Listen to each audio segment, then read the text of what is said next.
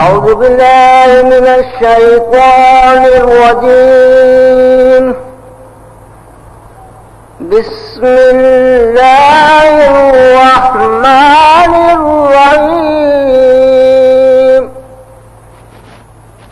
قل أفغير الله تأمروني أعبد أيها الجاهلون. وَلَقَدْ أُوحِيَ إِلَيْكَ وَإِلَى الَّذِينَ مِن قَبْلِكَ لَئِنْ أَشْرَكْتَ لَيَحْبَطَنَّ عَمَلُكَ وَلَتَكُونَنَّ مِنَ الْخَاسِرِينَ. بَلِ اللَّهَ فَاعْبُدْ وَكُن مِّنَ الشَّاكِرِينَ. وَمَا قَدَرُوا اللَّهَ حَقَّ قَدْرِهِ وَالْأَرْضُ جَمِيعًا قَبْضَتُهُ يَوْمَ الْقِيَامَةِ والسماوات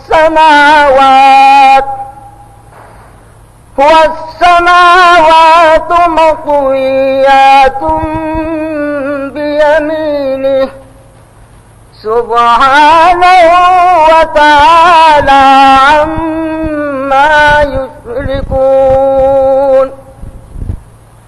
ونفخ في الصور فصعق من في السماوات ومن في الأرض إلا من شاء الله ثم نفخ فيه أخرى فإذا هم قيام ينظرون. وأشرقت الأرض بنور ربها ووضع الكتاب وجيء بالنبيين والشهداء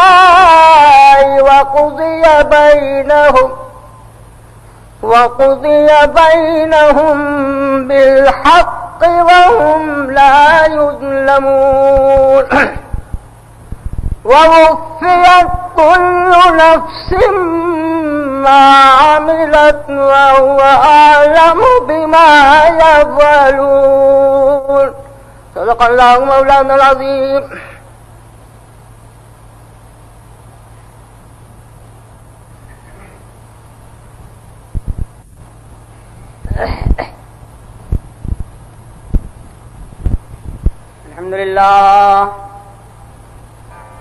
الحمد لله نحمده ونستعينه ونستغفره ونؤمن به ونتوكل عليه ونعوذ بالله من شرور أنفسنا ومن سيئات أعمالنا.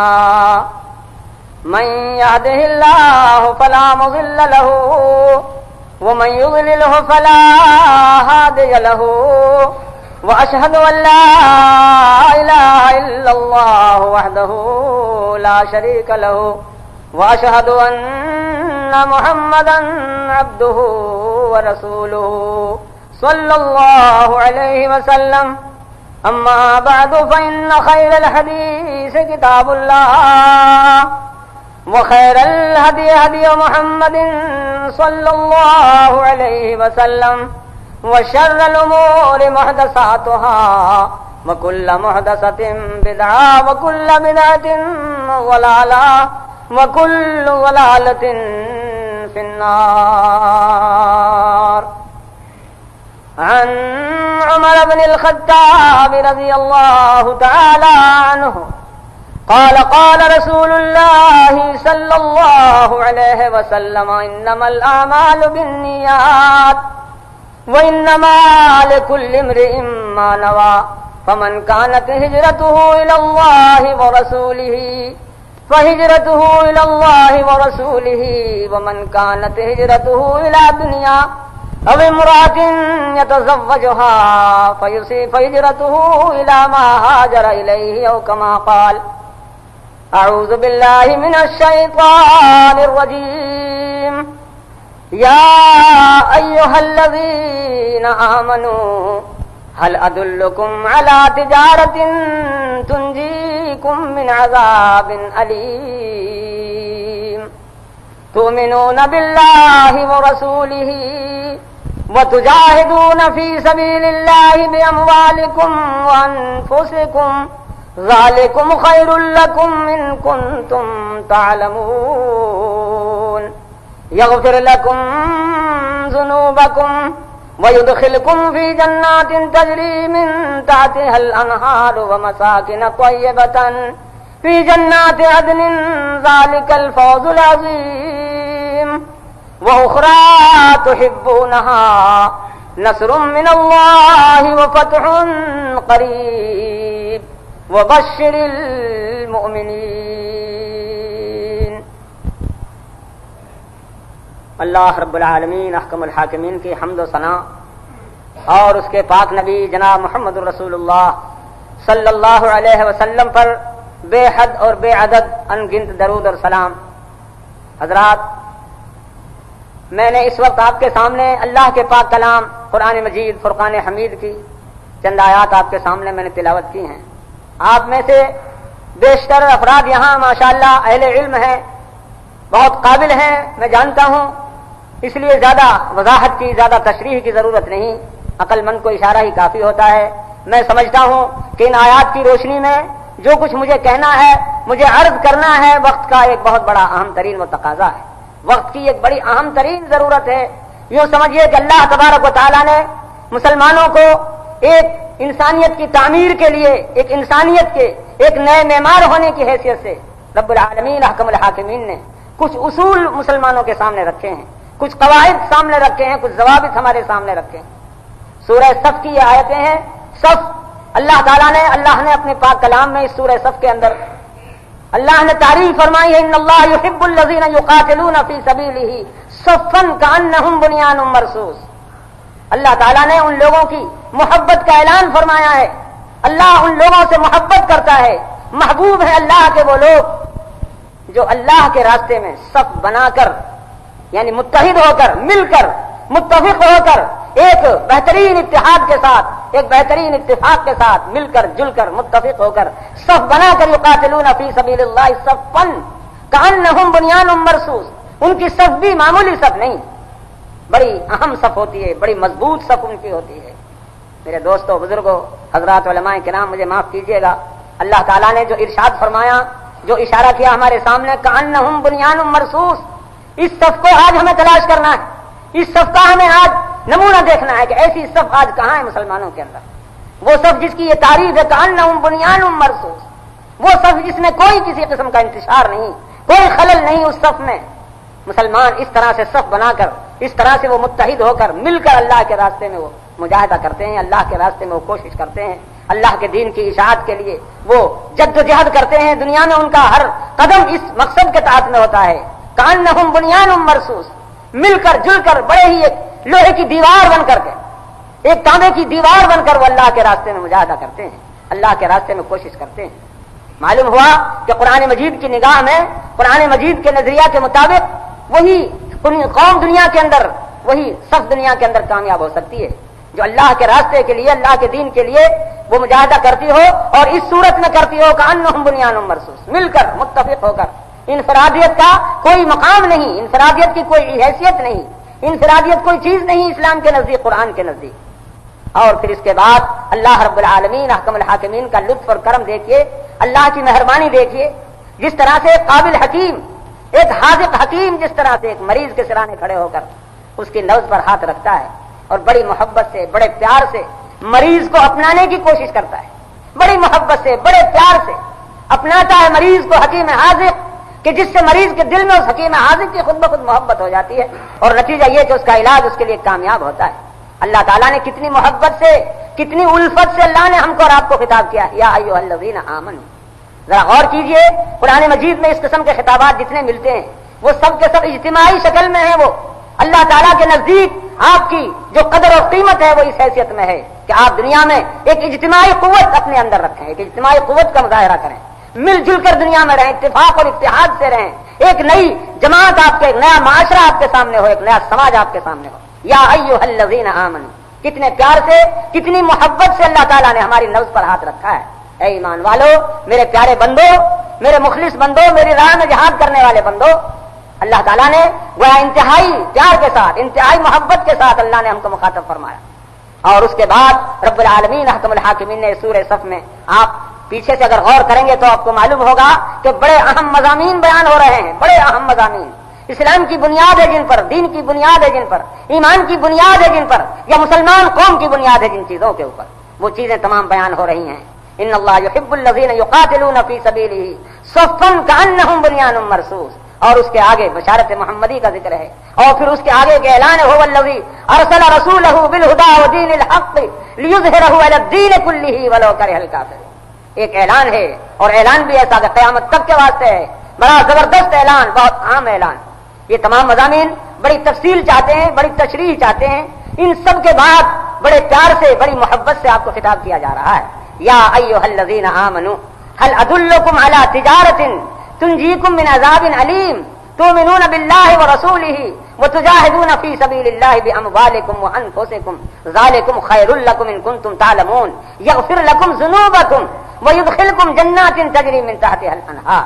ایک مسلمان قوم کا، ایک مسلمان فرد کا، ایک مسلمان کی زندگی کا کیا مقصد ہونا چاہیے، اس کے سامنے کیا نصب العین ہونا چاہیے، ایک مسلمان کی زندگی کا ماحول کیا ہونا چاہیے، اس کا لائحہ عمل کیا ہونا چاہیے، یہ سوچنا اور سمجھنا ایک مسلمان میں اور ایک غیر مسلمان میں کیا فرق ہے۔ مسلمان قوم ایک عجیب قوم ہے دنیا میں، عجیب قوم، اللہ تعالیٰ نے مسلمان کو ایک عجیب قوم بنایا ہے۔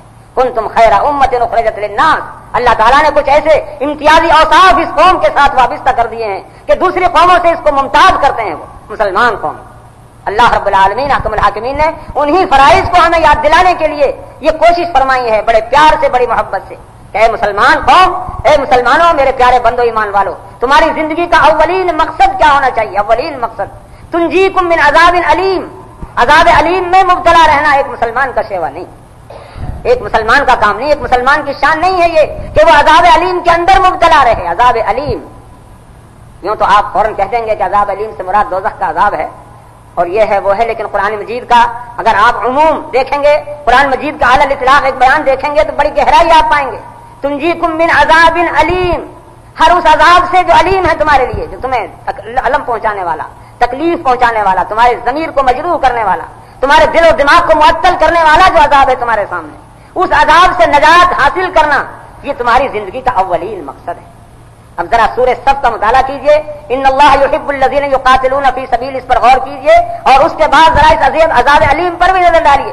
تنجیکم من عذاب علیم، عذاب علیم سے نجات حاصل کرنا، عذاب علیم سے نکلنا، عذاب علیم سے بچنا ایک مسلمان کی زندگی کا یہ اولین مقصد ہے، ایک مسلمان کی زندگی کا یہ پہلا کام ہے، یہ عذاب علیم سے اپنے آپ کو نکال کر ایک بہترین زندگی اپنے لیے پیدا کرنا، بہترین ماحول اپنے لیے پیدا کرنا، ایسے عذاب سے جس عذاب سے ہمارا ضمیر مجروح ہوتا ہو، جس عذاب سے ہمارا دل و دماغ مجروح ہوتا ہو، جس عذاب سے ہمارے دین اور ایمان پر ضرب پڑتی ہو، وہ عذاب علیم ہے ہمارے لیے، وہ دنیا میں دوزخ ہے ہمارے لیے، اس سب سے اور پھر اس کے بعد دوزخ سے، دونوں جہان میں، یہاں بھی عذاب علیم، وہاں بھی عذاب علیم، ہر قسم کے عذاب علیم سے نجات حاصل کرنا، اس سے بچنے کی جدوجہد کرنا، کوشش کرنا، یہ مسلمان کی زندگی کا یہ پہلا مقصد ہے، مسلمان کی زندگی کا یہ پہلا نصب العین ہے۔ یہ میرے دوستو، آج سب سے بڑا ہمارے اندر جو مرض ہے، سب سے بڑی جو شکایت ہے، سب سے بڑی جو بیماری ہمارے اندر پیدا ہو گئی ہے، وہ یہی ہے، خود فراموشی۔ مسلمان آج اپنے آپ کو خود بھول چکا ہے کہ میں کون ہوں، مسلمان خود بھول چکا ہے اپنے آپ کو کہ میں کون ہوں، میری کیا ہستی تھی، کس لیے میں دنیا میں آیا، یہ مسلمان قوم کا لقب مجھے کیوں ملا، مسلمان کیوں میرا نام رکھا گیا، کیوں میں اس قوم میں پیدا ہوا، مسلمان ہونے کی حیثیت سے مجھے کس طرح دنیا میں رہنا چاہیے تھا، کیا میرا فرض تھا، کیا مجھے کرنا تھا۔ یہ تمام اسباب اس قسم کے ہیں کہ آج مسلمان قوم تقریباً، اگر میں یہ کہوں کہ 100% تو غالباً مبالغہ نہ ہوگا، اس لیے کہ ماشاءاللہ میں دیکھتا ہوں آپ کے یہاں محلہ مومن پور مدن پورہ، ماشاءاللہ دیکھتا ہوں میں، جیسا بھی کچھ یہاں دین کا چرچا ہے، جیسا بھی علم کا چرچا ہے، جیسا بھی یہاں ماشاءاللہ میں دیکھتا ہوں، باوجود ہے کہ ہمارے یہاں اکابر حضرات ماشاءاللہ دین اور دنیا میں سب میں سبقت لیے ہوئے ہیں، لیکن 5 وقتہ مسجد بھر جاتی ہے، جہاں اذان ہوئی فوراً تمام اپنے دکانوں کو، اپنے کارخانوں کو، اپنی فرموں کو سب کو چھوڑ کر مسجد کی طرف چلے آتے ہیں، ماشاءاللہ لیکن ایسی مثالیں آپ کو بہت کم ملیں گی. جہاں تک میرا تجربہ ہے میں دیکھتا ہوں، اور میں دوسروں کے لیے نہیں کہتا، میں خود اپنی جماعت کے اندر بھی اس قسم کی چیزیں دیکھتا ہوں. خود اب اس جماعت میں جس جماعت کا دعویٰ ہے، بہت اونچا دعویٰ، بہت بڑا دعویٰ، میں دیکھتا ہوں ان میں خود اس قسم کا تساہل ہے، اس قسم کی غفلت ہے ان میں کہ نہیں، یہ دین کا چرچا نہیں، بالکل جماعت نماز تک کا چرچا نہیں، جماعت نماز یہ اس تک کا چرچا نہیں. میں یہ دیکھتا ہوں عام طور پر یہ حال ہے. تو میں یہ عرض کر رہا تھا کہ مسلمان قوم آج 100% اپنے نصب العین کو بھول چکی ہے. مسلمان کے دماغ سے یہ نکل چکا ہے کہ میں کون تھا اور کس لیے دنیا میں آیا. مسلمان ہونے کی حیثیت سے مجھ کو کیا کرنا تھا دنیا میں، کیا میرا فرض تھا دنیا کے اندر. مسلمان ہونے کی حیثیت سے، مسلمان ہونے کی حیثیت سے مجھ کو کیا کرنا تھا، کیا میرا فرض تھا. اس کو 100% مسلمان بھول چکا ہے. بیشتر مسلمانوں کا حال جیسا کچھ ہے وہ کہنے کی ضرورت نہیں. اگر آپ تجزیہ کریں گے آج مسلم قوم کا تو عجیب و غریب کیفیت آپ کو نظر آئے گی، عجیب و غریب کیفیت نظر آئے گی مسلمان قوم کی. مسلمان قوموں میں اللہ اکبر وہ کون سی بیماری ہے جو آج مسلمانوں میں نہیں، کون سی عجیب و غریب بیماری ہے وہ. میں ایک عجیب واقعہ آپ کو سناؤں. جنوبی ہند کے سفر میں میں نے ایک جگہ دیکھا، ایک بہت بڑا عظیم ایک درخت دیکھا میں نے ایک مدرسے کے سامنے، اسلامیہ مدرسہ، اور اس کے سامنے ایک بہت بڑا عظیم درخت، اور اس درخت کے نیچے ایک بہت بڑا چبوترا بنا ہوا، اور وہ درخت نیچے سے سبز رنگ سے رنگا ہوا، اور اس کے اوپر سبز جھنڈا بھی لگایا ہوا درخت کے اوپر. 3-4 روز ہمارا وہاں قیام رہا. میں سمجھتا رہا کہ جس طرح سے کہ پنڈتوں کا، ہندوؤں کا کوئی مندر ہوتا ہے، کوئی پوجنے پاٹنے کی چیز ہوتی ہے، اسی قسم کی کوئی چیز یہ بھی ہے. اور میں دیکھتا تھا وہاں اسی قسم کا چڑھاوا، اسی قسم کی پوجا پاٹ، کہیں پھول لٹکائے جا رہے ہیں، کہیں کچھ ہو رہا ہے، کہیں کچھ ہو رہا ہے. آخر ایک دن حیرت سے میں نے پوچھا بھائی کیا قصہ ہے، کیا ماجرا ہے. جب دیکھا کہ جمعرات کے دن بہت زیادہ پھولوں کی بارش ہو رہی ہے، بڑی کثرت ہو رہی ہے، تو اس وقت یہ عقدہ کھلا کہ حضرت آپ یہ غیر مسلمان سمجھتے ہیں ان لوگوں، یہ تو تمام مسلمانوں کا عمل ہے، مسلمان ہیں یہ سب. اور یہ درخت جو جھنڈا اور یہ تمام سبزی اور یہ سارا جو آپ یہ رنگ روپ دیکھ رہے ہیں، یہ تمام آپ کو معلوم ہے کیا خیال ہے ان کا، کیا نظریہ ہے ان کا. بھائی کیا نظریہ ہے، کیا خیال ہے. اجی یہ سبز رنگ جو ہے، یہ ہرا رنگ، یہ حضرت محبوب سبحانی قطب ربانی پیران پیر شیخ عبد القادر جیلانی رحمت اللہ علیہ کا رنگ ہے. وہ آئے تھے یہاں اس درخت میں، ان کی روح جو ہے آ گئی ہے. اب اس درخت کی پرستش کرنا، اس کی پوجا کرنا، اس درخت کو آ کر کے اس کو سلام کرنا، یہ ایسا ہے گویا بڑے پیر صاحب کو سلام کر لیا. اللہ، یہ اس قوم کا حال ہے جس قوم کا آپ عروج دیکھنا چاہتے ہیں، جس قوم کا آپ اقبال دیکھنا چاہتے ہیں، جس قوم کا آپ ترقی یافتہ دیکھنا چاہتے ہیں. اللہ، یہ اس قوم کا حال ہے. عجیب حیرت ہوئی. اور پھر ساتھ ہی اس کے یہ بھی ہے کہ اگر یہاں تک میں نے دیکھا، میرے سامنے بیان کیا میرے ایک دوست نے کہ حضرت آپ کو اسی پر تعجب ہو رہا ہے. میں ایک جگہ پہنچا، اتفاق کی بات ہے کہ میرے پیروں میں چپل تھے اور ان کا رنگ تھا سبز. تو تمام سب لوگ مجھے حیرت سے دیکھتے تھے کہ ارے یہ سبز رنگ کا چپل پہنا ہوا ہے، بڑا گستاخ ہے یہ کمبخت، کون آ گیا یہاں سے، اتنا گستاخ، اتنا وہابی، اتنا لامذہب، اتنا بے دین، سبز رنگ کا چپل پہنا ہوا ہے. یہ سبز رنگ میں تو حضرت پیران پیر رہتے ہیں، ان کی روح رہتی ہے ان کی. تو یہ پیروں میں جوتیوں میں حضرت پیران پیر کی گستاخی کر رہا ہے. میں عرض یہ کر رہا ہوں کہ مسلمان قوم کا آج اس طرح سے دیوالا نکلا ہوا ہے، ان کے دل اور دماغ کا، ان کے ایمان کا، ان کے ضمیر کا، ان کے مذہب کا. کرے غیر گربت کی پوجا تو کافر، اور جھکے آگ پر بہرے سجدہ تو کافر، اور کواکب میں مانے کرشمہ تو کافر، جو ٹھہرا ہے بیٹا خدا کا تو کافر، مگر مومنوں پر کشادائیں راہیں، پرستش کریں شوق سے جس کی چاہیں. بھائی آج یہ حال ہے، اس لیے میں تو یہی عرض کیا کرتا ہوں کہ مسلمان قوم کا سب سے پہلا فرض یہ ہے کہ وہ یہ سمجھے کہ میں مسلمان ہوں. مسلمان ہوں، اپنے آپ کو سمجھنا اور یہ غور کرنا کہ میں کیوں مسلمان ہوں، مسلمان ہونے کی حیثیت سے کیا میرا فرض تھا، کیا مجھے کرنا تھا دنیا میں، کس لیے مسلمان دنیا میں آیا تھا. اگر مسلمان قوم کے آنے کا بھی یہی مقصد تھا دنیا میں، یہی قبروں کو پوجنا، جھنڈوں کو پوجنا، درختوں کو پوجنا، یہ کرنا وہ کرنا، تو آج آخر کون سا تیر مارا آپ نے دنیا میں آ کر کے، ایک نئی قومیت کی بنیاد رکھ کر کے، ایک نئے مذہب کا نام لے کر کون سا آپ نے کمال کر دیا، کون سا آپ نے تیر مارا. پہلے بھی ایسی بہت سی قومیں ہیں، ایسے مذاہب پہلے بھی بہت سے، ایسے ادیان اس قسم کے پہلے بھی بہت سے موجود ہیں. میرے دوست اور بزرگوں، ان حالات میں کچھ ہماری اور آپ کی ذمہ داریاں اور زیادہ بڑھ جاتی ہیں. ان حالات میں ہماری اور آپ کی ذمہ داریاں، میں اس لحاظ سے کہہ رہا ہوں کہ ہماری اور آپ کی ذمہ داریاں کہ ہم اور آپ جو اپنے آپ کو مسلک اہل حدیث سے وابستہ سمجھتے ہیں، اپنے آپ کو اہل حدیث کہلاتے ہیں. اہل الحدیث ہم اہل النبی وَإِن لَّمْ يَصْحَبُوا نَفْسَهُ وَأَنفَاسَهُ صَاحِبُهُ. یہ دعویٰ کوئی معمولی دعویٰ نہیں، بہت بڑا دعویٰ ہے. اس دعوے کے ساتھ کچھ ہماری ذمہ داریاں زیادہ بڑھ جاتی ہیں، زیادہ ہمارے کچھ فرائض ہو جاتے ہیں. تمام امت کو سنبھالنا، ساری قوم کو سنبھالنا اور محبت سے سنبھالنا، پیار سے سنبھالنا. یہ بھی میرا تجربہ ہے، یہ ہندوستان بھر میں گھومنے پھرنے کے بعد جو مجھے حاصل ہوا ہے کہ اگر پیار سے، محبت سے، صحیح راستے سے اگر آپ کوئی بات کہیں تو ابھی اگر سننے والے 1000 ہیں تو ضرور ان میں 100 آدمی ایسے ملیں گے کہ جن کے دلوں میں آپ کی بات بیٹھے گی، جن کے دلوں میں آپ کا واز اترے گا، آپ کی نصیحت اترے گی. وہ سمجھیں گے کہ کچھ کہا جا رہا ہے، ان کو یقین ہوگا کہ جو کچھ کہا جا رہا ہے ٹھیک کہا جا رہا ہے، بشرطے کہ ہم یہ سمجھیں کہ ہمارا یہ فرض ہے ان سب کو اپنے کلیجے سے لگا کر، اپنے سینے سے لگا کر، پیار سے اور محبت سے صحیح راستہ ان کے سامنے رکھنا، صحیح راستہ دکھلانا ان کو کہ صحیح راستہ یہ ہے تم لوگ غلط جا رہے ہو۔ میرے دوستو اس لحاظ سے ہمارا رابطہ کچھ اور زیادہ ایک مقام بڑھ جاتا ہے، زیادہ ہماری ذمہ داریاں بڑھ جاتی ہیں، ہمارے فرائض کچھ زیادہ ہو جاتے ہیں۔ اللہ تعالیٰ نے ہمیں فرائض یاد دلائے ہیں۔ ایک مسلمان کا پہلا فرض یہ ہے کہ وہ دنیا میں عذاب علیم سے نجات حاصل کرنے کی کوشش کرے، اور دوسرا فرض یہ ہے یغفر لکم ذنوبکم، دنیا میں وہ یہ کوشش کرے اللہ کے سامنے اپنی غلطیوں کا اقرار کرنا، اعتراف کرنا اللہ کے سامنے، اور پھر اپنی کمزوریوں کا اعتراف کرتے ہوئے، اقرار کرتے ہوئے اللہ تعالیٰ سے بخشش کا، مغفرت کا سوال کرنا۔ بندہ بندہ ہے، مولا مولا ہے، آقا آقا ہے، غلام غلام ہے۔ ایک انسان وہ کسی بھی مقام کو پہنچ جائے، کتنا ہی اونچا اس کو درجہ حاصل ہو جائے، حتیٰ کہ وہ نبی اور رسول تک کیوں نہ ہو جائے، لیکن پھر بھی وہ بندہ ہے، پھر بھی وہ غلام ہے اللہ رب العالمین حاکم الحاکمین کے مقابلے پر۔ اللہ تعالیٰ وحدہ لا شریک آقا ہے، بندہ بندہ ہے، اشہد ان محمدً عبدہ ورسولہ، پہلے عبدیت کا اقرار کرایا گیا۔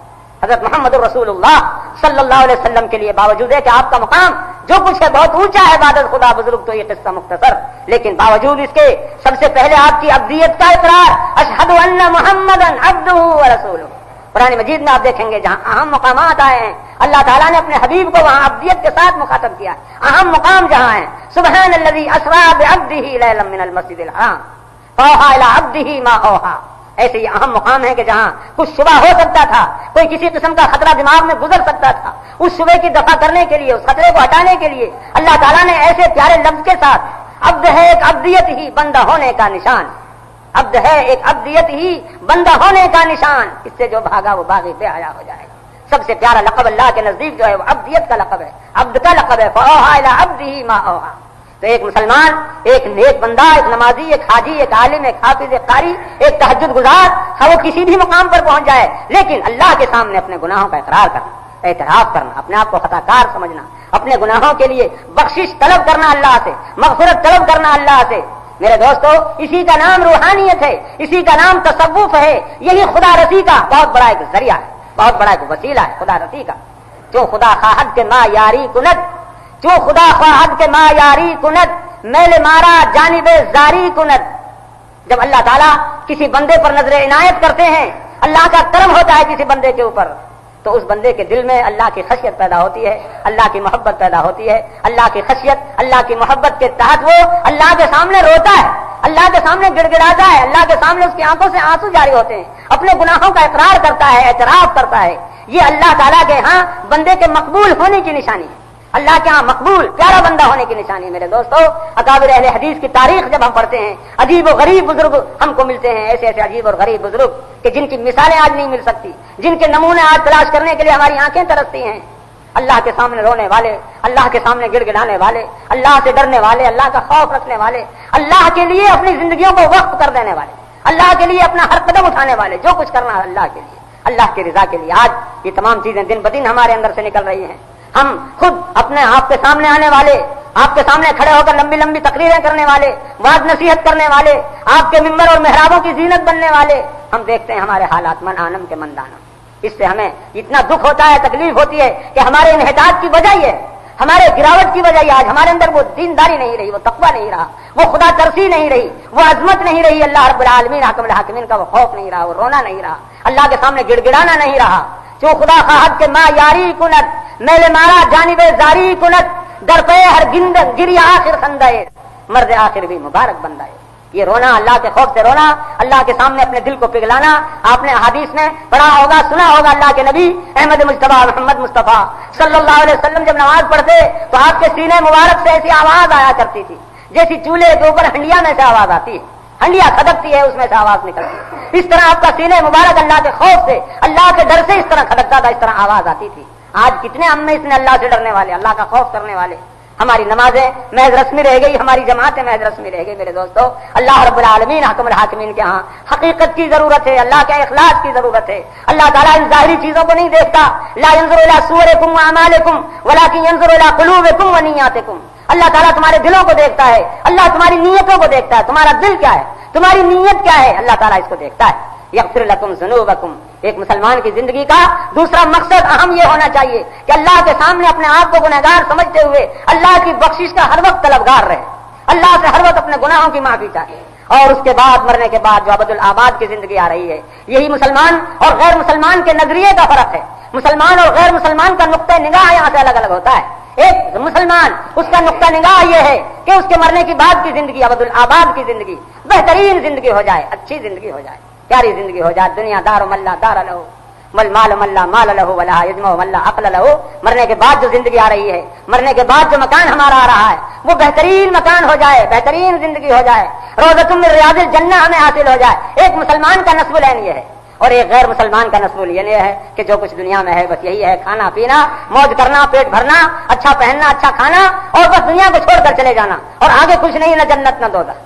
تو اللہ رب العالمین حکم الحاکمین نے ایک مسلمان کی زندگی کا یہ مقصد بتایا، نصب العین بتایا، اور پھر آخری نصب العین، آخری مقصد نصر من اللہ وفتح قریب وبشر المؤمنین.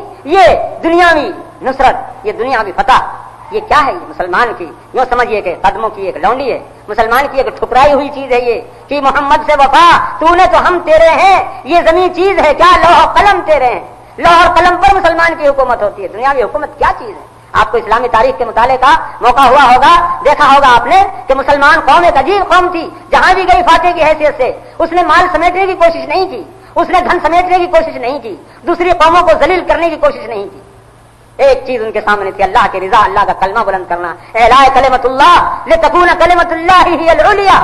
اللہ کا کلمہ بلند ہو، اللہ کا دین بلند ہو، اللہ کے اصول، اللہ کے قوانین کی اشاعت ہو. صرف یہ چیز ان کے سامنے تھی. اسی چیز کو لے کر وہ فاتح بنے، مجاہد بنے، اور نتیجہ یہ ہوا کہ جہاں گئے دنیا کی قوموں نے ان کے لیے آنکھیں بچھائی، پر بچھایا ان کے لیے، اور ایک حیرت سے دیکھا ان کو. عجیب قوم ہے یہ عجیب فاتحین ہے، یہ اتنی خدمت کرتے ہیں، اتنا خیال رعایت رکھتے ہیں، اتنی محبت ہے، اتنا انصاف ہے، اتنا تدین ہے، اتنا تقویٰ ہے، اتنی دینداری ہے. مجال نہیں کوئی فاتح، کوئی سپاہی کسی غیر عورت کی طرف کو نظر اٹھا جائے، کسی مظلوم غریب کی طرف، بوڑھے کی طرف، کسی مذہبی انسان کی طرف، کسی بچے کی طرف کوئی ہاتھ اٹھا جائے. کوئی مثال آپ کو اس قسم کی نہیں ملے گی. بہرحال یہ ایک مسلمان کی زندگی کا اللہ رب العالمین حکم الحاکمین نے خاکہ کھینچا ہے، نقشہ کھینچا ہے، ہمارے نصب العین ہمارے سامنے رکھے ہیں، اور پھر ان کے حاصل کرنے کا ایک ہی راستہ ہے جو بتلایا ہے ہم کو.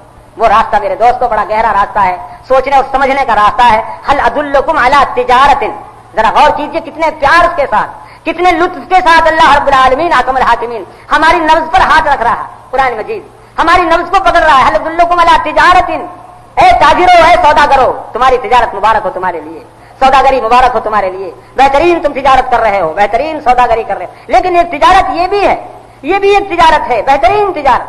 هل ادلکم علی تجارت، ایک تجارت تمہارے سامنے رکھی جا رہی ہے. تنجیکم من عذاب الیم، اس تجارت کے اگر تاجر بن جاؤ تو یقیناً اس تجارت کو اختیار کر لینے کے بعد تمہاری زندگی کا مقصد حاصل ہو جائے گا، نجات مل جائے گی عذاب علیم سے. ہر قسم کے عذاب سے تمہیں نجات ملے گی، اللہ کی طرف سے بخشش کا عطیہ تمہیں ملے گا، پروانہ ملے گا. اللہ رب العالمین تمہیں مرنے کے بعد جنت الفردوس میں داخل کرے گا. اور یہی نہیں بلکہ دنیا میں بھی تم غالب ہوگے، دنیا میں بھی تم کو اللہ کی نصرت ملے گی، اللہ کی طرف سے فتح ملے گی. تم دنیا میں سربلند رہو گے، اونچے رہو گے تم دنیا کے اندر، بشرطے کہ یہ تجارت اختیار کر. میرے دوستو، قرآن مجید ایک سمندر ہے، اتنا گہرا سمندر کہ ایک لفظ قرآن پاک کا آپ لے لیجئے اور دریا با حباب اندر، جس طرح ایک حباب میں سارا دریا سمجھ کر کے آ جاتا ہے، قرآن مجید کا ایک لفظ ہے، سارا قرآن اس کے اندر آ جاتا ہے. تمام قرآن کے 30 پارے اس کے اندر آ جاتے ہیں، بلکہ 1,24,000 انبیاء کرام کی، جناب نبی کریم محمد رسول اللہ صلی اللہ علیہ وسلم کی پوری زندگی، آپ کی پوری لائف، پوری آپ کی ہدایات سب اس کے اندر آتے ہیں ایک لفظ کے اندر. قرآن مجید کی یہی فصاحت ہے، یہی بلاغت ہے. تؤمنون باللہ ورسولہ وتجاہدون فی سبیل اللہ باموالکم وانفسکم. یہ دو جملے ہیں، لیکن ان دو جملوں کی گہرائی میں اگر آپ جائیں گے تو آپ کے سامنے بہت روشنی آئے گی، آپ کا ضمیر خود بخود روشن ہو جائے گا، آپ کا دل روشن ہو جائے گا. تؤمنون باللہ ورسولہ، اور خطاب کن کو ہو رہا ہے یہ بھی ذرا غور کر لیجیے. یا ایھا الذین آمنوا کہہ کر خطاب کیا جا رہا ہے، ایمان والوں کو خطاب ہو رہا ہے. اے ایمان والوں، ایمان والوں کو، بے ایمانوں کو خطاب نہیں ہو رہا، یہودیوں کو خطاب نہیں، عیسائیوں کو نہیں، کافروں کو نہیں، مشرکوں کو نہیں، بت پرستوں کو نہیں. یا ایھا الذین آمنوا، ایمان والوں کو مخاطب کیا جا رہا ہے، اور ساتھ ہی ہدایت تؤمنون باللہ ورسولہ. میرے دوستو، جو لوگ سرمایہ دار ہیں، پیسے والے ہیں، وہ جانتے ہیں چور وہاں آتا ہے جہاں کچھ اس کو نظر آیا کرتا ہے. چور کو کوئی مکان خالی پڑا ہوا ہو، ٹوٹا پھوٹا مکان ہو، ایک دبڑی اس میں نہ ہو، کوڑی اس میں نہ ہو، کبھی چور ادھر تھوکے گا بھی نہیں، جھانکے گا بھی نہیں. چور ادھر کیا کرے گا جا کر، کیا کرے گا چور؟ میرے دوستو، آپ نے حضرت علامہ ابن جوزی کی تلبیس ابلیس پڑھی ہوگی. بڑے بڑے ہتھیار، بڑے بڑے بیڑیاں، بڑے بڑے اوزار لے کر ابلیس چلتا ہے، بڑے بڑے ہتھیار لے کر، بڑی بڑی بیڑیاں لے کر، بڑی وزنی بیڑیاں، بڑے وزنی ہتھیار، بڑے وزنی اوزار. بھائی یہ کن کے لیے ہیں؟ یہ اوزار، یہ ہتکڑیاں، یہ بیڑیاں ایسی موٹی موٹی، یہ کن مجرموں کے لیے لے جا رہے ہو؟ کن گنہگاروں کو پتہ ہوگے؟ اجی یہ جانتے نہیں، یہ نمازیوں کے لیے ہیں، حاجیوں کے لیے. نمازیوں کے لیے، حاجیوں کے لیے، علماء کے لیے، یہی تو ہیں اصل جن کو مجھے شکار کرنا ہے، جن کو مجھے یہ بیڑیاں پہنانی ہیں، جن کے ہاتھوں میں مجھے ہتھکڑیاں ڈالنی، یہی تو ہیں میرے شکار۔ اور جو لوگ ظاہر خراب حال کو ہرگز نہ چھیڑ تو غیروں کی تجھ کو کیا پڑی اپنی نہ بیڑ تو، جو خود شیطان کے ایجنٹ بنے ہوئے اس دنیا میں، شیطان کے فرائض کو خود انجام دے رہے، ان کے پاس شیطان جا کر کیا کرے گا؟ شیطان کیا لے گا ان سے؟ کیا بہتا گا؟ بے نمازیوں کے پاس شیطان کیا پڑی جانے؟ دیکھیے ذرا، جو بے نمازی ہیں ان کے پاس شیطان کیوں جائے گا؟ جو قبروں کے پجاری، قاضیوں کے پجاری، مزاروں کے پجاری، بتوں کے پجاری، لکڑ پتھروں کے پجاری، درختوں کے پجاری، وہ تو خود شیطان کے نمائندے، شیطان کا خود فرض ادا کر رہے ہیں، وہ تو شیطان کا کام وہ خود کر رہے ہیں، ان کی شیطان کو فکر نہیں ہے، شیطان کو فکر ہے آپ کی فکر ہے شیطان کو، آپ کے لیے شیطان بیڑیاں لیے پھر رہا ہے، تکڑیاں لیے پھر رہا ہے۔ آپ کا ایمان ہر وقت خطرے میں ہے، آپ کا دین ہر وقت خطرے میں ہے، آپ کا تقوی ہر وقت خطرے میں ہے، آپ کا اخلاص ہر وقت خطرے میں ہے۔ تؤمنون باللہ ورسولہ، ایک مسلمان کی زندگی، ایک مومن کی زندگی کس طرح سے گزرنی چاہیے؟ آپ نے مولانا ابوالکلام آزاد رحمۃ اللہ علیہ کا نام نامی سنا ہے، لکھتے ہیں ترجمان القرآن میں، ایک مومن کی زندگی، ایک تقوی شعار کی زندگی اس طرح سے گزرتی ہے دنیا میں جس طرح سے ایک نابینا آدمی ہوتا ہے، آنکھیں نہیں ہیں اس کی، اندھا ہے بیچارہ، وہ ہاتھ میں لکڑی ہے، اس کے لکڑی لے کر چلتا ہے بڑے احتیاط سے، لکڑی سے پہلے دیکھ لیتا ہے سامنے کوئی کھڈا تو نہیں ہے، کوئی پتھر تو نہیں ہے، کوئی کانٹا تو نہیں ہے سامنے، یقین کرنے کے بعد لکڑی کے ذریعے سے قدم اٹھاتا ہے۔ ایک مسلمان کی زندگی یہی احتیاط کی زندگی ہے دنیا میں۔ آپ نے وہ سنا ہوگا کہ انما المؤمن کالجمل لنے پہ، مومن کی مثال جو ہے وہ نکیل والے اونٹ کی طرح سے ہے، نکیل والا اونٹ جس طرح سے کہ اپنے اختیار میں نہیں ہے، اپنے قابو میں نہیں ہے، وہ اپنے اختیار سے قدم نہیں اٹھا سکتا، نہیں چل سکتا، ایک مسلمان بھی دنیا میں اپنے اختیار سے نہیں چل سکتا، ایک مومن اپنے اختیار سے زندگی نہیں گزار سکتا۔ میرے دوستو ذرا غور کرو، اپنے گریبانوں میں منہ ڈال کر دیکھو، اپنے ضمیر کا جائزہ لو، اپنے دلوں کا جائزہ لو، کہاں تک ہمارے اندر یہ پابندی ہے، یہ احتیاط کہاں تک ہے ہمارے اندر، کہاں تک ہم زبان کو قابو میں رکھتے ہیں، کہاں تک اپنے دل کو قابو میں رکھتے ہیں، کہاں تک اپنے خواہشات کو قابو میں رکھتے ہیں، کہاں تک ہم احتیاط کی زندگی گزارتے ہیں، پرہیزگاری کی زندگی گزارتے ہیں، ہماری زبان کہاں تک قابو میں ہے۔ اللہ کا کوئی ایسا کلمہ زبان سے نہ نکلے کہ جس سے اللہ ناراض ہو جائے، ایسی بات کوئی نہ نکلے جس سے اللہ کے نبی احمد مصطفیٰ محمد مصطفیٰ صلی اللہ علیہ وسلم ناراض ہو جائے۔ 24 گھنٹہ یہی فکر ہے، بستر پر جا رہے ہیں تو یہ فکر ہے، جاگ رہے ہیں تو یہ فکر ہے، گھر میں جا رہے ہیں تو یہ فکر ہے، بازار میں جا رہے ہیں تو یہ فکر ہے، دکان پر بیٹھے ہوئے ہیں تو یہ فکر ہے۔ میرے دوستو آج ایسے مردان کار کی ضرورت ہے، آج ایسے مردان خدا کی ضرورت ہے، آج ایسے اللہ والوں کی ضرورت۔ تؤمنون باللہ، یوں ایمان کا دعویٰ کر لینا تو ایک معمولی سی بات ہے، ہم اور آپ اپنی زبانوں سے روزانہ اس قسم کے دعوی کرتے ہیں، لیکن ایمان ایک بڑی چیز ہے، ایمان نہیں وہ جنس جسے لے آئیں دکانیں فلسفی سے، یہ ایمان ایسی چیز نہیں معمولی، یہ دعویٰ کر لینا تو آسان ہے، لیکن صحیح معنوں میں ایمان، صحیح معنوں میں ایماندار ہونا، ایمان کا صحیح معنوں کے اندر مظاہرہ کرنا اور ایماندار بننا، ایمان کی دولت کا مل جانا کوئی معمولی چیز نہیں، بڑی اہم چیز ہے، بڑی ضروری چیز ہے۔ قرآن مجید میں اللہ تعالیٰ نے اسی لیے یا ایھا الذین آمنوا کہہ کر مخاطب فرمایا ہے، یا ایھا المسلمون کہہ کر غالباً قرآن میں کہیں مخاطب نہیں کیا گیا، اے مسلمانوں، یا ایھا المصلون، اے نمازیوں، اے روزہ رکھنے والوں، یہ نہیں، یا ایھا الذین آمنوا، ایمان والو، یہ مخاطب کیا اللہ تعالیٰ نے، اس لقب کے ساتھ مخاطب کیا ہے، اس لفظ کے ساتھ اللہ نے ہمیں پکارا ہے۔ ضرورت ہے اس کی، دلوں کے اندر ایمان کی روشنی کی ضرورت ہے۔ میرے اہل حدیث بھائیوں، میرے بزرگوں، آج ہماری یہی شمع بجھ رہی ہے، آج ہماری یہی روشنی مدھم ہو رہی ہے۔ ہم اپنے اسلاف کو دیکھتے ہیں، ان کی کارگزاریاں دیکھتے ہیں، اس کے حالات دیکھتے ہیں، اس ہندوستان کی سرزمین پر اسلام کو زندہ کرنے کے لیے اور نبی علیہ الصلوۃ والسلام کی سنت کو زندہ کرنے کے لیے، توحید کا پرچم بلند کرنے کے لیے، مسلمانوں کو جہالت اور ضلالت کے گڑھوں سے نکالنے کے لیے آپ کے اکابر کی قربانیاں تاریخ کا اتنا روشن ترین وہ اوراق ہیں کہ مٹائے سے مٹ نہیں سکتے، اتنے روشن اوراق ہیں تاریخ کے۔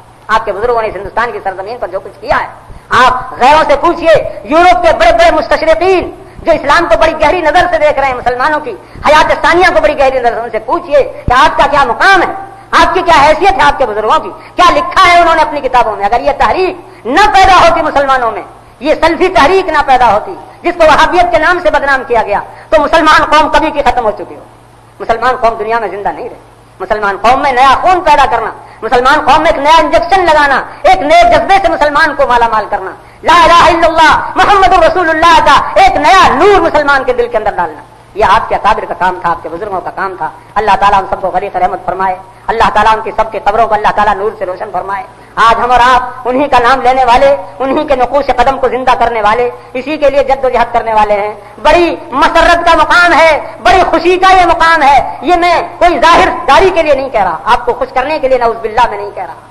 ابھی کل پرسوں خواجہ صاحب کے سامنے ذکر آیا کہ صاحب مدرسے کے لیے، مرکزی دارالعلوم کے لیے ہمیں بہت کچھ کرنا ہے اور ہمیں اخبار اپنا وقت کر دینا ہے، ہمیں یہ کرنا ہے، ہمیں وہ کرنا ہے۔ جب یہ اشتہار اس طرح چھپا اخبار کی پشت پر تو ہمارے خواجہ صاحب کی زبان سے ایک لفظ نکل گیا کہ بھائی یہ اشتہار تو آپ نے ایسا نمایاں چھاپا ہے کہ بنارس کے بھائی ہمارے مولوی عبدالوحید اور دوسرے حضرات دیکھ کر خوش ہو جائیں گے. میں نے خواجہ سے کہا کہ خواجہ صاحب اس لفظ کو واپس لو، تم یہ لفظ غلط ہے تمہارا. ہمیں مولوی عبدالوحید کو خوش کرنا نہیں ہے، ہمیں وہاں کے بڑے بزرگوں کو، بوڑھوں کو، جوانوں کو خوش کرنا نہیں. اس مقصد کے لیے ہم یہ کام نہیں کر رہے کہ ہم سے وہ خوش ہو جائیں. ہم کو وہ نعوذ باللہ من ذالک، ہمارا فرض ہے، یہ ہمارا کام ہے، یہ ہمیں کرنا ہے، یہ ہمارا کام ہے. جیسا ان کا کام ان سے زیادہ ہمارا کام ہے. ہم جو کچھ کریں گے اللہ کی رضا کے لیے، اللہ کو خوش کرنے کے لیے. نعوذ باللہ اس لیے نہیں کہ ہم سے مولوی عبدالوحید صاحب خوش ہو جائیں، ہم سے مولانا حریری صاحب خوش ہو جائیں، مولانا عبدالمتین صاحب خوش ہو جائیں. تو میرے دوستو یہ ایک بڑا اہم ترین، یوں سمجھیے کہ ایک نئی روح پیدا کرنے کے لیے، ایک نیا خون ڈالنے کے لیے، ایک مردہ جسم کے اندر نیا خون پیدا کرنے کے لیے آپ نے قدم اٹھایا ہے. یہ کوئی معمولی قدم نہیں ہے. اللہ دلکم علی تجارت تنجیکم من عذاب الیم تؤمنون باللہ ورسولہ وتجاہدون فی سبیل اللہ باموالکم وانفسکم. اللہ کے راستے میں یہی جہاد ہے، یہی مجاہدہ ہے وہ جس کی اللہ تعالیٰ نے ہمیں دعوت دی ہے. اللہ کے راستے میں اپنے مال سے اور اپنی جان سے جہاد کرنے کے لیے کھڑے ہو جاؤ.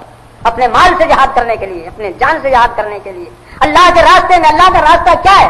قرآن مجید میں جہاں بھی فی سبیل اللہ کا ذکر آیا ہے، جہاں بھی قرآن میں فی سبیل اللہ کا ذکر آیا ہے، میں یہ کہنے کے لیے تیار ہوں بلا مبالغہ کہ وہاں فی سبیل اللہ سے مراد اللہ کے دین کی اشاعت، اللہ کے دین کی خدمت، اعلاء کلمت اللہ مراد ہے. اللہ کے کلمے کو بلند کرنا، اللہ کے دین کی سربلندی کے لیے، اللہ کے دین کی اشاعت اور تبلیغ کے لیے. لتکون کلمت اللہ ہی العلیٰ وکلمت الذین کفروا السفلیٰ.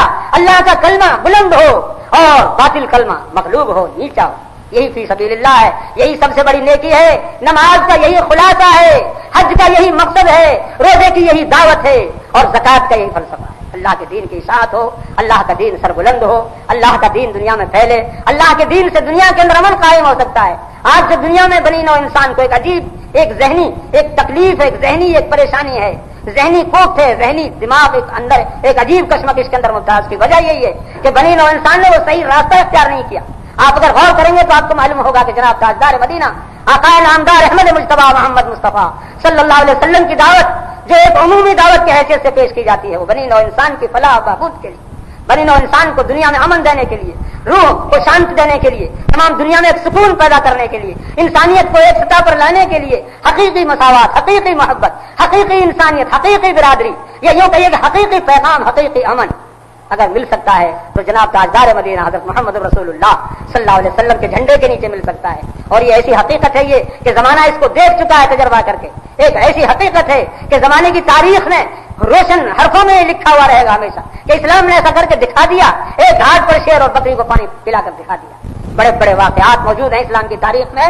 صحابہ کرام، انصار اور مہاجرین کی قوت اور خود حضور کا زمانہ اور پھر آپ کے بعد خلفاء راشدین کا زمانہ، بڑے مبارک ترین زمانے. لیکن ان کے بعد کے زمانوں میں بھی وہ شاہان اسلام کہ جن میں ہم کو ہزاروں نقص نظر آتے ہیں، ہزاروں کمزوریاں جن میں ہم کو نظر آتی ہیں. اگر دیکھیں گے آپ تو ان میں بھی آپ کو وہ جھلک نظر آئے گی، وہ نور نظر آئے گا، وہ روشنی نظر آئے گی. ان میں بھی آپ کو کہ جن سے آج دنیا ایک سبق لے سکتی ہے، دنیا ایک صحیح راستہ لے سکتی ہے، ایک صحیح نور حاصل کر سکتی ہے. میرے دوستو، تجاہدون فی سبیل اللہ باموالکم وانفسکم. ایک مسلمان انتہائی دنیا کمانے کی کوشش کرتا ہے، انتہائی کوشش، حد سے زیادہ کوشش.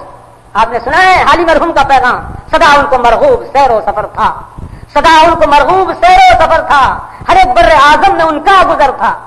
جو لنکا میں ڈیرا تو بربر میں گھر تھا. مسلمان قوم کبھی دنیا کمانے میں، تجارت میں، تجارت سکھانے والا کون ہے دنیا کو؟ دنیا کو تجارت سکھانے والا کون ہے؟ دنیا کو سیاست سکھانے والا کون ہے؟ دنیا کو اقتصاد سکھانے والا کون ہے؟ معاشرت کا صحیح راستہ بتلانے والا کون ہے؟ یہ مسلمان ہے. مسلمان نے سکھلایا کہ اس طرح تجارت کی جاتی ہے، اس طرح سیاست کی جاتی ہے، اس طرح حکومت کی جاتی ہے.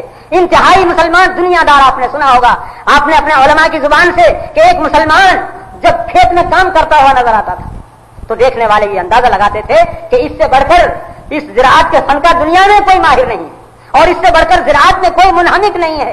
اگر وہ بازار میں دکان پر نظر آتا تجارت کرتا ہوا تو دیکھنے والا اندازہ لگاتا کہ اس سے بڑھ کر کوئی تاجر نہیں ہے. بہت بڑا تاجر، بہت بڑا پیسہ اور تجارت کرنے والا، بہت بڑا بزنس مین، بہت بڑا.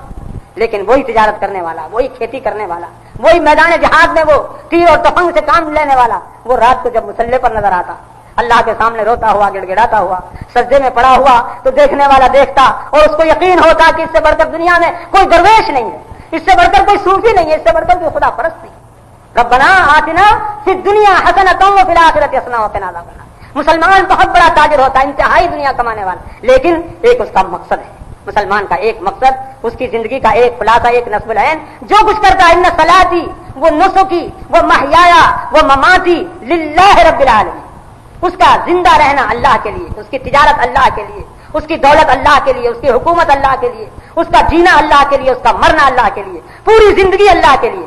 آپ نے وہ حدیث سنی ہوگی، مشہور حدیث ہے کہ ایک لقمہ جو تمہاری بیوی اپنے منہ میں ڈالتی ہے، تمہاری حلال کمائی سے تمہاری بیوی کے پیٹ میں جو لقمہ جا رہا ہے، وہ لقمہ بھی تمہاری نیکیوں میں لکھا جا رہا ہے، تمہارے حسنات میں لکھا جا رہا ہے۔ ایک مسلمان کا نصب العین یہ مقصد نہیں ہے مسلمان کا، اسلام کا ہرگز یہ کہیں پیغام نہیں ہے کہ ہاتھ پیر توڑ کر بیٹھ جاؤ، تجارت چھوڑ دو، زراعت چھوڑ دو، کھانا کمانا چھوڑ دو، محنت کرنا چھوڑ دو، سائنس پڑھنا چھوڑ دو، ہوا میں اڑنا چھوڑ دو، فقیر بن کر مسجد میں ملا جی بن کر بیٹھ جاؤ۔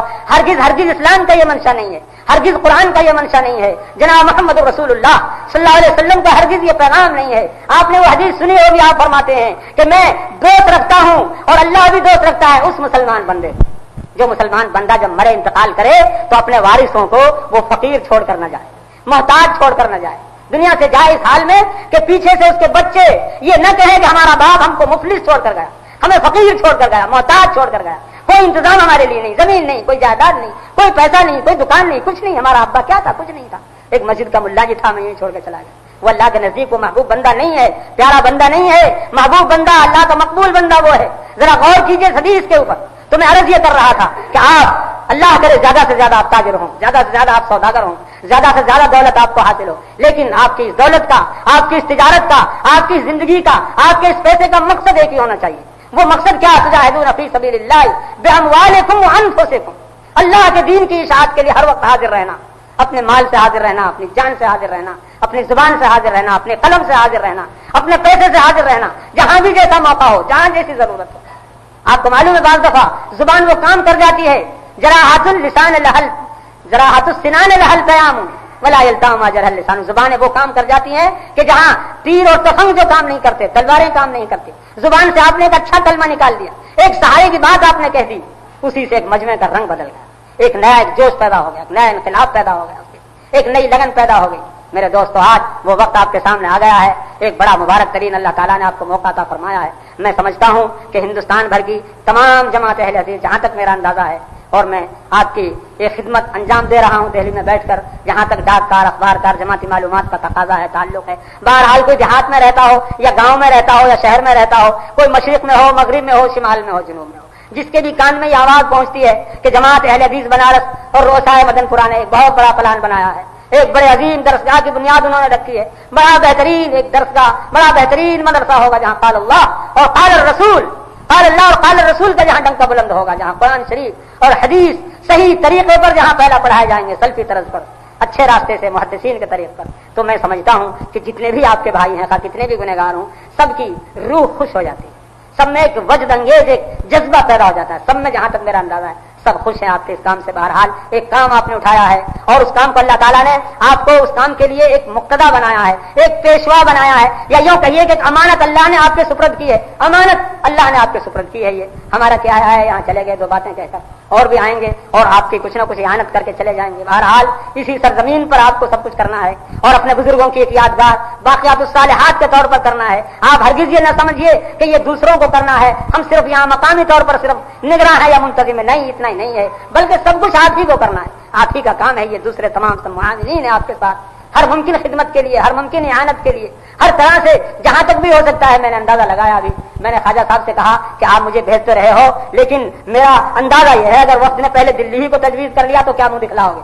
بولو کیا کہو گے؟ اگر وقت نے یہ کہا کہ بھائی ہم تو وقت لے کر پہلے دلی ہی چلتے ہیں، وہیں سے بسم اللہ پڑھیں گے، تو خواجہ صاحب کے منہ سے برجستہ یہ نکلا، اللہ خوش رکھے بیچاروں کو، کہ صاحب بے فکر ہو کر آپ وقت لے کر آ جائیے دلی میں، ہم لوگ جان توڑ کوشش کریں گے، ان کے ساتھ ہم دکان چھوڑ کر کھڑے ہو جائیں گے، اپنا کارخانہ چھوڑ کر کھڑے ہو جائیں گے، سارے کاروبار اپنے تیاگ دیں گے، گھر گھر پھریں گے جھولی لے کر کے، مانگیں گے ان کے ساتھ، ہمیں کوئی حجاب نہیں ہوگا، ہمیں کوئی پردہ نہیں ہوگا، کوئی شرم نہیں ہوگی۔ تو میں سمجھتا ہوں کہ یہ صرف ایک شخص کے الفاظ نہیں بلکہ پوری جماعت اسی قسم کے الفاظ اپنی زبان سے نکال رہی ہے۔ اللہ تعالیٰ آپ کی مدد فرمائے، اللہ تعالیٰ آپ کے خلوص میں اللہ تعالیٰ برکت عطا فرمائے۔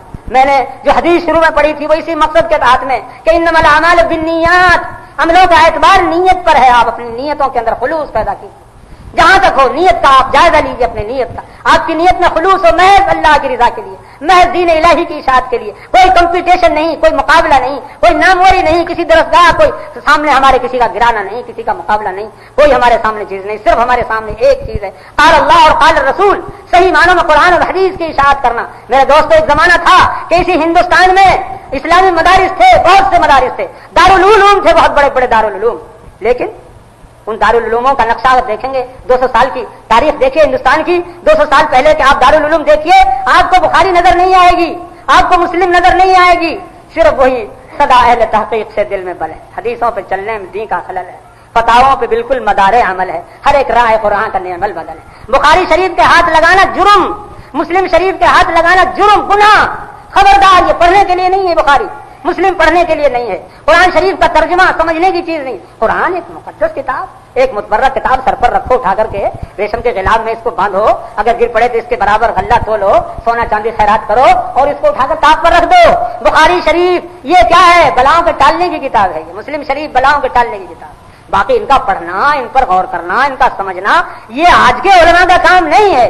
بس آج کے علماء کے لیے اتنا ہی کافی ہے, وہ ہدایہ پڑھیں, جرے وقایا پڑھیں, کنز پڑھیں, قدوری پڑھیں, یہ پڑھیں, وہ پڑھیں, بس انہی کے مطابق وہ فتوا دیں. تو مرد مقلدی تراب حدیث چکار قول ابو حنیفہ گیا, یہ تمہارا کام نہیں حدیث پڑھنا, قرآن کا ترجمہ. یہ تھی عام ذہنیت مسلمانوں کی, میں عام نقشہ بیان کر رہا ہوں. یہ تھا اسلام, یہ تھے یہاں کے دارالعلوم, یہ تھے یہاں کے اسلامی مدارس, مکاتب.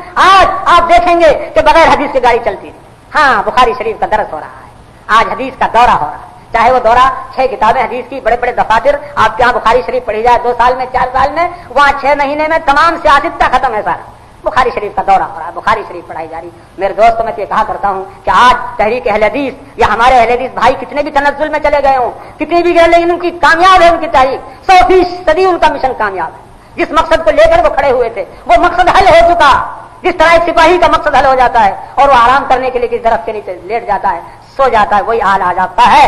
آپ کا مقصد تھا حدیث کی اشاعت کرنا, حدیث سے آشنا کرنا, وہ مقصد آپ کا حاصل ہو گیا. آج بغیر حدیث پڑھے ہوئے, بغیر حدیث کا دورہ کیے ہوئے, بخاری شریف ان کا نام لیے بغیر آج گاڑی نہیں چلتی, آج کام نہیں چلتا. اور میرے محترم استاد نے ایک عجیب بات کل میرے سامنے فرمائی کہ اب تک تو حضرت امام اعظم ابو حنیفہ رحمۃ اللہ علیہ کو بہت بڑا فقیہ الفقہا, اور خدا کرے وہ سب کچھ ہوں, ہمارے آنکھوں کے سرتاج, ہمارے بہت بڑے بزرگ, اللہ تعالیٰ ان کی قبر کو نور سے بھرے, یہ ثابت کرنے کی کوشش کی جاتی تھی. لیکن جب دیکھا کہ ہماری کوشش کامیاب نہیں تو اب ان کو شیخ المحدثین ثابت کرنے کی کوشش کی جاتی ہے. وہ محدثین کے شیخ تھے, امام بخاری تک کے بھی شیخ تھے. کون؟ حضرت امام ابو حنیفہ رحمۃ اللہ علیہ, اللہ تعالیٰ بے شمار ان کو جزائیں عطا فرمائے.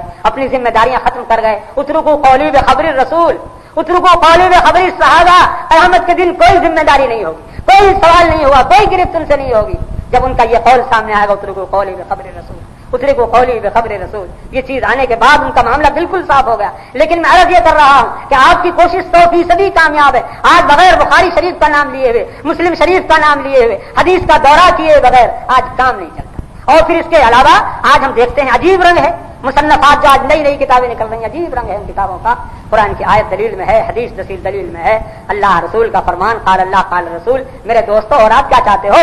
یہی تو آپ کا منشا تھا کہ مسلمان اللہ اور اس کے رسول سے آشنا ہو جائیں, قرآن اور حدیث سے آشنا ہو جائیں. الحمدللہ آپ کا مشن 100% کامیاب ہے. اب اس مشن کو نئے سرے سے زندہ کرنا, اس مشن کے لیے ایک نیا مرکز قائم کرنا, اصل میں مشیت نے تھا اس کو تک, بلا مبالغہ میں کہہ سکتا ہوں, یہ میرے دل کی آواز ہے اور میں یقین کے ساتھ کہتا ہوں یہ کہ ازل میں مشیت نے تھا اس کو تاکا کہ اس گھر سے ابلے گا چشمہ خدا کا. اللہ تعالیٰ نے ازل میں اس مشیت میں اللہ نے فیصلہ کر لیا تھا کہ آپ کے ہاتھ یہ سعادت آئے گی ایسے وقت میں کہ جب یہ تمام چراغ بجھ رہے ہوں گے, جماعت میں ایک عجیب افراتفری ہوگی, انتشار ہوگا, اس وقت یہ چیز آپ کے ہاتھ میں آئے گی. اللہ تعالیٰ یہ سعادت آپ کو دے گا, یہ سعادت بزور بازو لیس تانا بخشت خدا بخشندہ. بہرحال میں سمجھتا ہوں اور یقیناً یہ چیز ہے, من کان للہ کان اللہ لہ, اللہ کے لیے خلوص نیت کے ساتھ جب کوئی قدم اٹھایا جائے تو اللہ تعالیٰ ضرور اس کی مدد کرتا ہے. اللہ ضرور اس کے لیے غیب سے اسباب پیدا کر دیتا ہے, غیب سے سامان پیدا کر دیتا ہے. اس قسم کی خود میری مختصر سی زندگی میں عجیب عجیب مثالیں میرے سامنے موجود ہیں. بالکل بے دست و پا ہوں, کوئی چیز میرے سامنے نہیں ہے, بالکل مجبور ہوں, کوئی ساتھی نہیں, کوئی حمایتی نہیں, کوئی ہواری نہیں, لیکن ایک ارادہ, ایک دل میں جذبہ ہے. اللہ تعالیٰ نے غیب سے سامان کر دیا.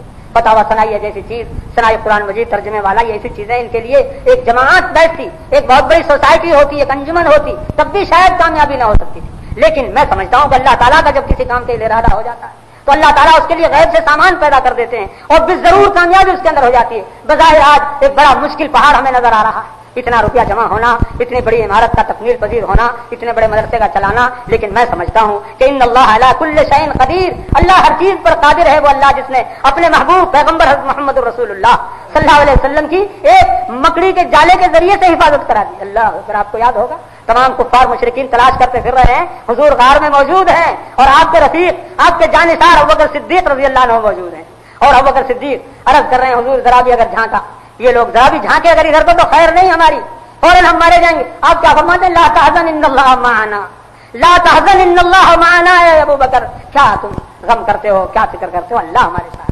تو میرے دوستو اللہ آپ کے ساتھ ہو جائے، اللہ تعالیٰ کا آپ کے ساتھ فضل ہو جائے، کرم ہو جائے، اللہ آپ کے خلوص کو قبول کر لے، اللہ تعالیٰ آپ کی اعانت کرے تو کوئی مشکل چیز نہیں ہے. اور جہاں تک بھی حالات کا تقاضا ہے، جہاں تک اندازہ میں سمجھتا ہوں کہ بہت جلد انشاءاللہ کامیابی ہوگی. اور یقیناً اس دین کے مرکز کو بنانے میں، اس کو تکمیل تک پہنچانے میں، اس کو قائم کرنے میں انشاءاللہ تعالیٰ آپ لوگ بہت جلد کامیاب ہو جائیں گے. انہی دعاؤں کو لے کر میں آیا تھا اور میں سمجھتا ہوں کہ یہ تمام جماعت کی دعائیں ہیں، سارے علماء کی دعائیں ہیں، تمام عوام اور خواص کی دعائیں ہیں. کسی نہ کسی گنہگار کی دعا یقیناً آپ کے حق میں قبول ہوگی. باہر دارے کے ہمت بستہ گردد اگر خارے بہت گلدستہ گردد. السلام علیکم.